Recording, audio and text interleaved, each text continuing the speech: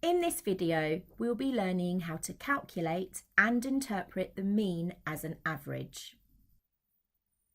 In this activity, we are going to start with defining what mean is, and then we're going to work through how to find the mean. We're then going to use the mean to find a missing value, and finally, we're going to solve some word problems. So the first thing I want you to think about is interpreting the mean as an average. It's important to know that there is more than one type of average. So if you are asked to find the average of a set of data, it could mean that you're being asked to find the mean. It could mean that you're asked to find the median, the mode, or even the range. Now, median, mode and range are terms that you will encounter when you go up to secondary school and Key Stage 3 all the way up to your GCSEs. So for this point in Year 6, you just really need to know what the mean is. So our first activity is going to be looking at what the mean means as an average. In the first activity on your worksheet, you'll be calculating the mean of different sets of data. So the sets of data are basically a group of numbers, and you have two different activities. You have one where you're finding the mean of 4 different numbers, and another activity where you're finding the mean of 5 different numbers. So first, let's look in detail at what it actually means to find the mean average. Imagine that we have 4 people, and each of the 4 people brings some biscuits to their tea break. Now, each person has a different amount of biscuits, but we want to find the average of biscuits each person has. In this instance, we're thinking specifically about the average as mean, because there are different types of averages. First thing we need to do is we need to pool all of the biscuits together. So we need to get each of those people to put all of their biscuits in together. Now we're going to add up all the biscuits that each person has. And then we're going to share them back out so that each person has an equal amount. So the first step was to add all the biscuits together, which totaled 12 biscuits. And now the second step is to share those 12 biscuits back out equally. So the calculation would be 12 divided by 4. And we can see that when we share them back out equally, each person would get 3 biscuits. So the mean average of biscuits is 3. So in the first activity on your worksheet, you're asked to find the mean of a set of data. A set of data simply means a group of numbers that you have. So this is one set of data. We have 5 numbers in our set of data. Think back to the biscuit example. What we need to do is to put all those numbers together, so total them, add them all up, and then share them back out equally. So the first thing you need to do when you have your set of data is to add them all up. So there's lots of different strategies you may have for this. You might want to add a pair at a time. You might want to add them as you go.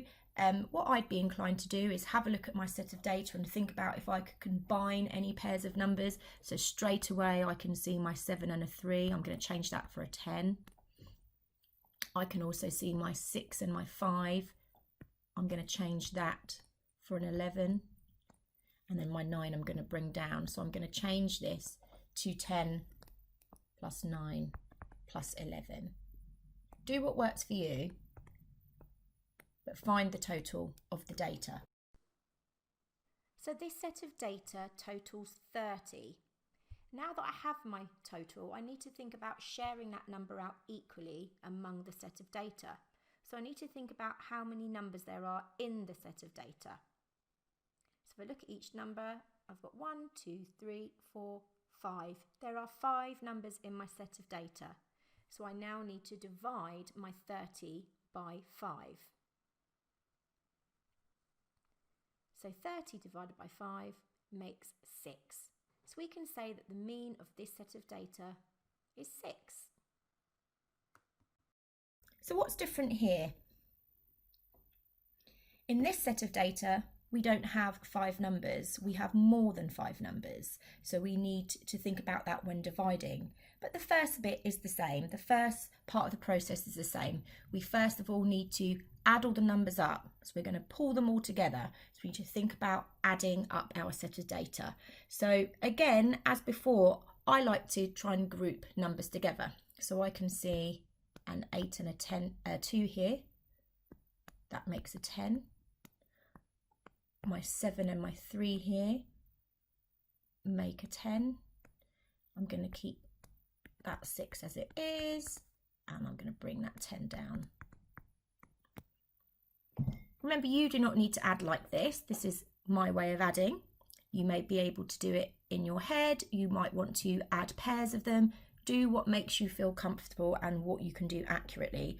So here I can see I've got 3 10s and I've got a 6. So my set of data adds to 36.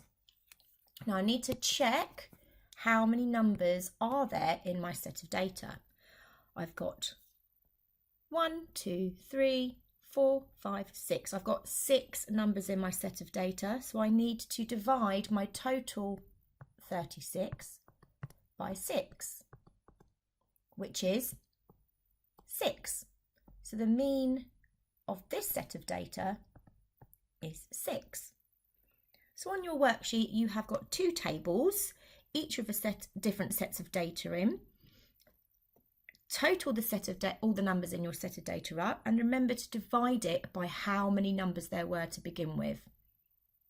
Good luck. Okay, when you're feeling really confident that you can find the mean of a set of data, this is a great activity to move on to. This will really deepen your understanding and prove that you really understand fully how to find the mean of a set of data.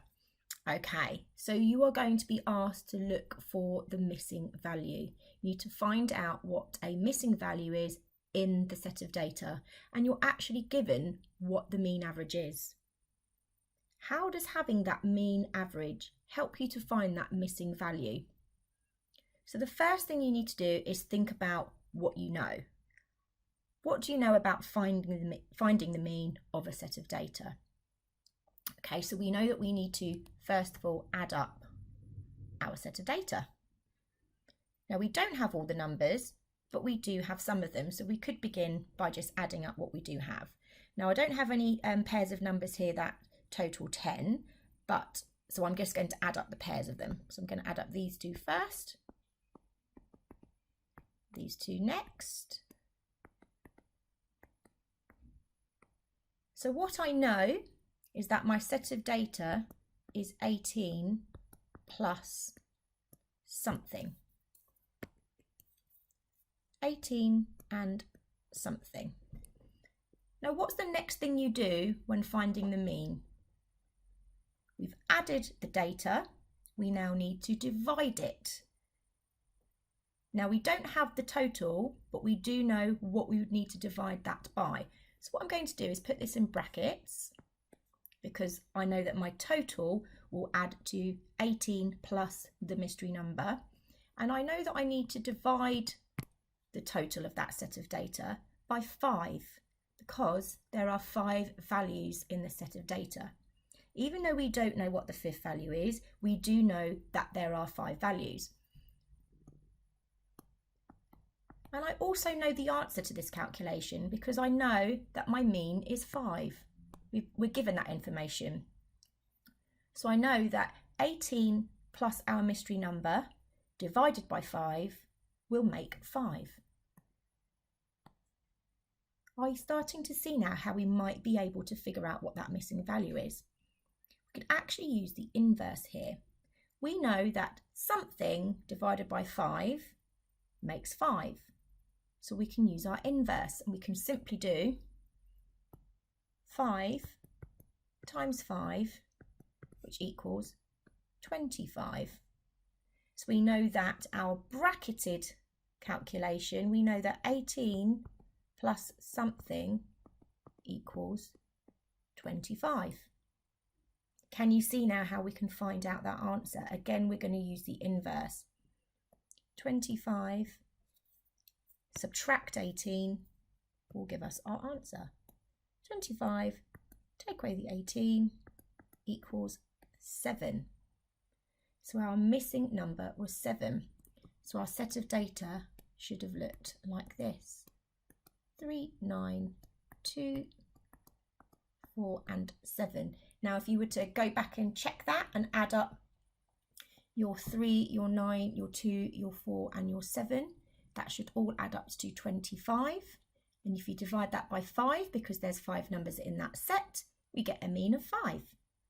Okay, if you're unsure, pause, go back. You can watch this part of the video as many times as you like. If you think you kind of got it, we're going to move on and do one more example. Okay, so this time I have a set of data. I have 5 numbers and 1 missing number. And I know that the mean of my data is 6. So again, we're going to add up what we do have. Okay. So my 5 and 9 make 14. My 8 and my 4 make 12. And then I've got a 7. My 14 and my 12 make 26. And my 7. So I have 33. Okay, so my set of data, I'm going to put it in brackets, is 33 and a mystery number. What do I need to divide it by? How many numbers are there in my set of data? There's 6 numbers. So I need to divide this set of data by 6. I already know what my answer is because I'm given what the mean is. The mean is 6, therefore the answer to this calculation will be 6. So now I'm going to use my inverse. If I know that something divided by 6 equals 6, I can simply do 6 times 6, which is 36.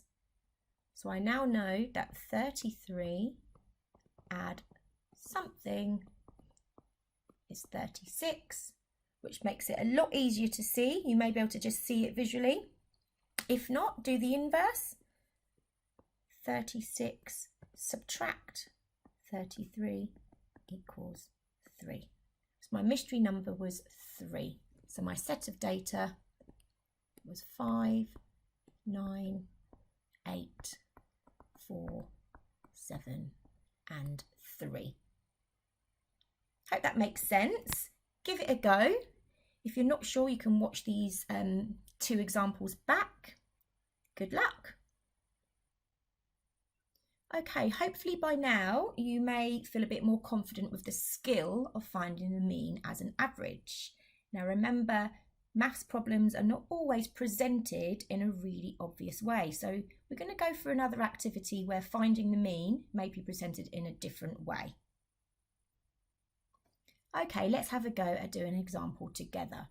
So I have a number line with both positive and negative numbers. On my number line, I have 3 stars.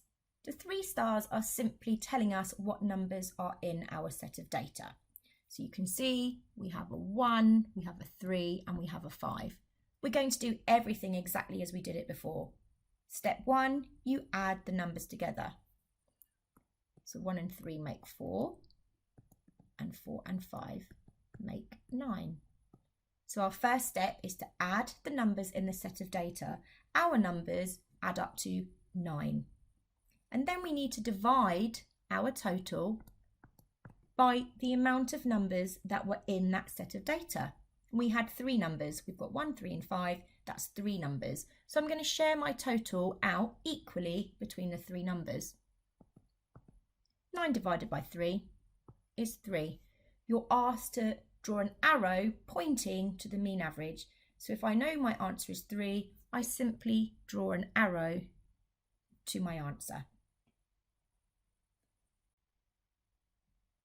In your last activity, you have some word problems, but these word problems are just asking you to find the mean average. So it's no different to the skills that we've been working with already. The numbers may be larger, but you should be able to add up the numbers. There shouldn't be anything which is beyond your ability in year 6. So you just need to read it carefully and think about what you're being asked to do. Let's have a go at doing a couple together. Okay, let's look at the first question. A family of 4 go on holiday. Mum's suitcase weighs 20 kilograms, Dad's suitcase weighs 21 kilograms, Kiki's suitcase weighs 10 kilograms, and Kyle's suitcase weighs 13 kilograms. What is the mean average weight of their case? Let's highlight all the important information. So we know that we have a family of 4. And we need to look at the individual data. So we've got 20 kilograms, 21 kilograms, 10 kilograms, and 13 kilograms. These are the numbers in our set of data. So let's write them out. We know that the first thing we need to do is to add them up. So let's add them up. So we've got 20 and 21 and 10 and 13. So if we added these up, 20 plus 21 is 41, plus 10, 51, plus 13 is 64. So we've got a total of 64. What do we do next? Once we've added all the numbers in our set of data, what do we do next? We divide our total, which is 64, by how many numbers there were in the set of data. Now we know we've got a family of 4. We know there's 4 different values. We're dividing 64 by 4. Okay, you may want to use bus stop for this. You may be able to do it already. So let's just demonstrate with bus stop. 4 into 6, it goes once with a remainder of 2. And 4 into 24 goes 6 times. Our mean average weight of their case is 16. The answer is 16 kilograms. Okay, the next part of this question, Auntie Sue's joining now, and she's adding her suitcase to the group's case. The new average is now 18 kilograms. How much does Auntie Sue's case weigh? Okay, with this question, we need to recognise that it's actually a missing value question. So it's really important to kind of read it and really think about what it's asking you to do. It's given us the new average. So if we take the total that we had before, it was 64. So we use our brackets. We've got 64 plus Auntie Sue's suitcase. We don't know what Auntie Sue's suitcase weighs. We're going to represent that with a question mark. But we know that the mean average is 18. Now remember, there's now 5 suitcases, not 4. There was 4 before. We've added another case. We now have 5, which means we need to divide that by 5. And we're given the answer. The mean answer is 18. So we know that 64 kilograms plus Auntie Sue's divided by 5 makes 18. Okay, so we can now use this information. We can start working backwards to find out what Auntie Sue's case weighs. So the first thing we're going to do is the inverse. Something divided by 5 makes 18. So 18 by 5 will give us the total of that bracket. So you may want to do a little multiplication method of 18 times 5, a little written method, or you may be able to do it in your head. Do what you feel confident with. I'm going to do a quick multiplication. 8 times 5 is 40. 1 times 5 is 5, plus 4 is 90. So I'm really confident that I've got the right answer. So I know that my bracket, 64 plus something, will total 90. Again, I'm going to use my inverse now. You may be able to add up and find the difference mentally. Fantastic if you can. If you can't, then you need to do 90 take away 64 to find out what your answer is. Again, I'm going to rub out this here so I can use this space to subtract 64 from 90. So I can't take 4 from 0, but I can take 4 from 10. And 8 take away 6 is 2. There's my missing data. Auntie Sue's case weighed 26 kilograms. Give it a go. Look at what information you've got. Are you given all the numbers in the set of data? If you are, add them all up. Divide them by how many numbers there are. That will give you the mean. If you're given some of the data and the mean, total the data you have. Remember to write it in a bracket with your question mark to represent your missing value. Remember to divide it by all of the data, including the missing value. Write in what the mean is and then work backwards. Use your inverse step by step. If you need to watch this video back again, then watch it back again. Give it a go. Good luck. Well done. You've completed the worksheet on calculating and interpreting the mean as an average. Give the past SATs questions a go now, because there's loads of different ways in which questions on mean are presented. It's probably not going to be just a set of data that you're given that you can easily add up and divide. It may be disguised in a word question. So just really think about what the skill is, what clearly the two steps are: totaling all of the numbers and dividing by the amount. Try and pick that bit of information out of any worded questions. So print off the SATs questions and give them a go.